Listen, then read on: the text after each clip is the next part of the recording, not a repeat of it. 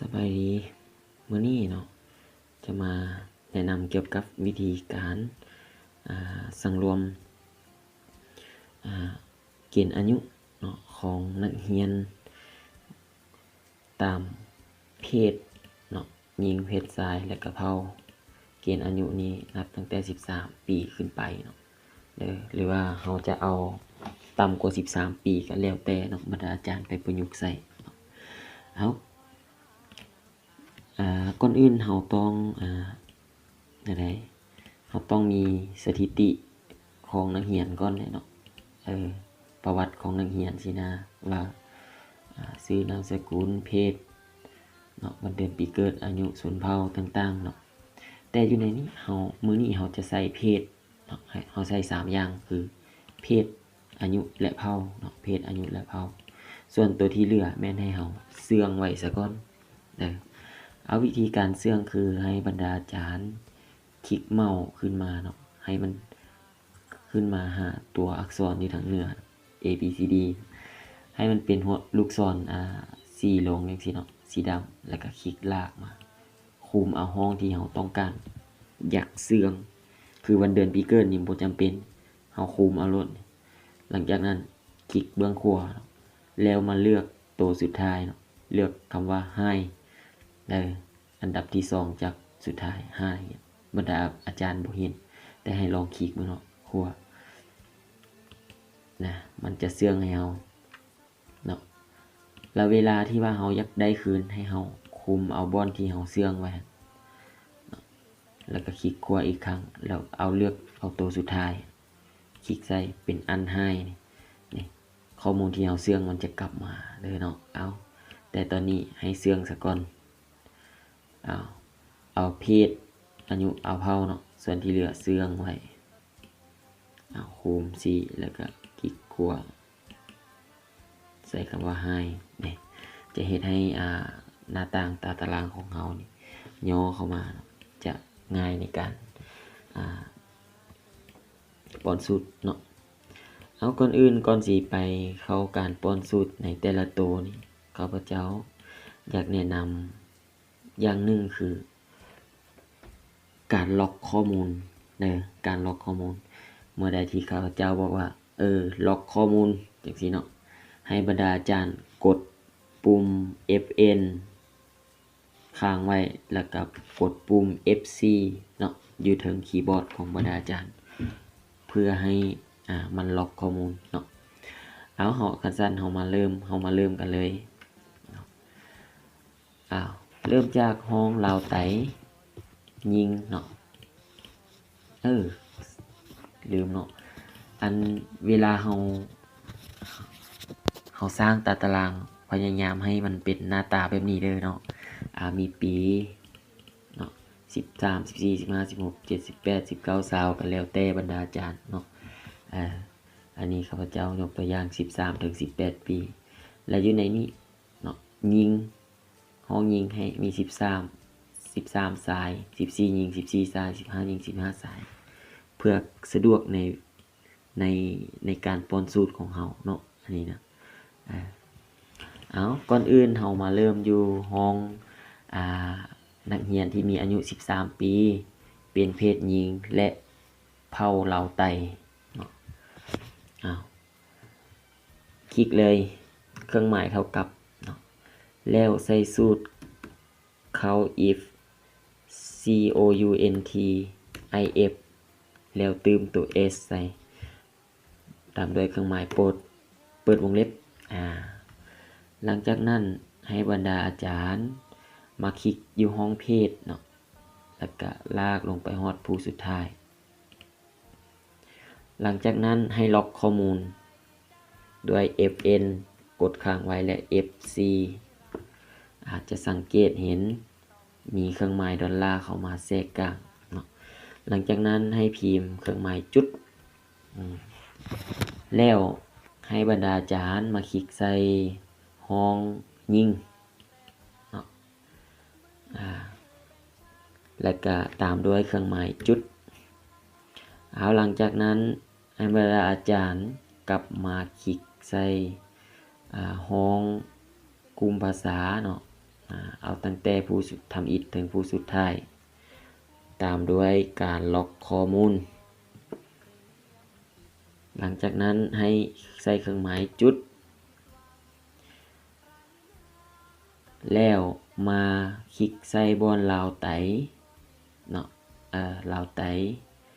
แล้วล็อกข้อมูลอีกเทื่อนึงหลังจากนั้นใส่เครื่องหมายจุด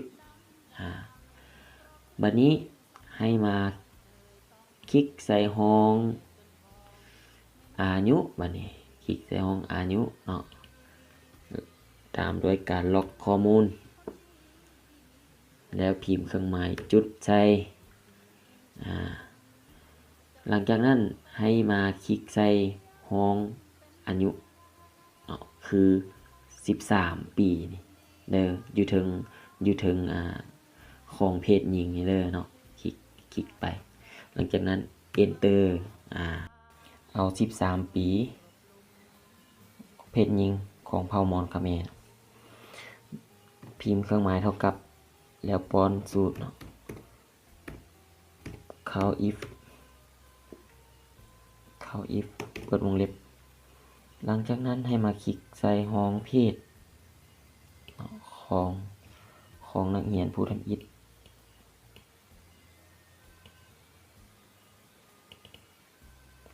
คลิกใส่ห้องเพศเนาะแล้วก็ลากลงไปฮอดนักเรียนผู้สุดท้ายหลังจากนั้นให้ล็อกข้อมูลแล้วตามด้วยเครื่องหมายจุดแล้วมาเลื่อนเมาส์มาคลิกใส่ห้องหญิงแล้วตามด้วยเครื่องหมายจุดหลังจากนั้นให้มาคลิกใส่ห้องเผ่าเนาะของผู้ทำอิฐลากไปถึงผู้สุดท้ายแล้วล็อกข้อมูลตามด้วยเครื่องหมายจุดมาใส่มอญคาเขมรเนาะตามด้วยการล็อกข้อมูลแล้วใส่เครื่องหมายจุดหลังจากนั้นแล้วและเนาะอันเพศและเผ่าวันนี้มานับเกณฑ์อายุมาเนี่ยเกณฑ์อายุก็คุมตั้งแต่ผู้ทำอิฐเนาะจนถึงผู้สุดท้ายตามด้วยการล็อกข้อมูลแล้วพิมพ์เครื่องหมายจุดให้พวกเราเลื่อนมาใส่คลิกใส่บอนอายุเนาะบอนอายุเครื่องห้องยิงนะแล้วก็ enter ไปนะหลังจากที่ได้เผ่ามอญคาเขมรแล้วเนาะเฮามาเอา13 ปีเพศหญิงของมงอิวเมียนพิมพ์เครื่องหมายเท่ากับแล้วป้อนสูตรเก่าเขา if เขา if ลงเลยเขา if ตามด้วยเปิดวงเล็บเนาะมาคลิกใส่บอนเพศหญิงลากเอาแต่ผู้ทำอิฐถึงผู้สุดท้ายหลังจากนั้นให้ล็อกข้อมูลและให้อาจารย์กดเครื่องหมายจุดหมายความว่าให้นับเพศหญิงให้นับข้อมูลที่ในห้องเพศนี่เอาเฉพาะเพศหญิงเครื่องหมายจุดต่อไปเอาเป็นเผ่าล็อกข้อมูลเครื่องหมายจุดแล้วมาคลิกใส่มงอิวเมียนตามด้วยการล็อกข้อมูลใส่เครื่องหมายจุดอีกเท่านึงวันนี้เกณฑ์อายุคลิกแต่ผู้ทำอิฐถึงผู้สุดท้ายตามด้วยการล็อกข้อมูลจุดแล้วมาคลิกใส่13แล้ว enter โอเคในตอนนี้เราได้สร้างสูตรไปแล้วคือเกณฑ์อายุ13 ปีที่เป็นเพศหญิงเผ่าลาวไตมอญคาเขมรเนาะเราได้สร้างไปแล้วหลังจากนั้นส่วนห้องอื่นๆเกณฑ์อายุอื่นก็เฮาก็เพียงแต่คุมเนาะหมายความว่าทาสีเอาแล้วเอาลูกเอาเมาส์เนาะมาวางไว้บนแจเพื่อให้เกิดเป็นลูกศรสีดำหมายบวกสีดำคลิกค้างไว้แล้วลากไปปึ๊บหมายความว่าเราสร้างแต่ห้องเดียวห้องอื่นๆมันมาเองเนาะเอาหลังจากนั้นเพื่อแน่นอนเป็นการกวดเราจะกวดผลรวมโดยใส่สูตรซ้ำคลิกเนาะแต่เผ่าลาวถึงเผ่ามงอิวเมียน enter หลังจากนั้นเราก็ copy สูตรออกมานี่หมายความว่า13อายุ13 ปีจะมี0 คน14 ปีก็บ่มีจักคน15บ่มี16มี2 คนซึ่งเป็นเพศหญิง17 ปีเพศหญิงมี2 คนเพศชายมีเพศหญิงมี4 คนเพศชายมี2 คน18 ปีเพศหญิงบ่มีชาย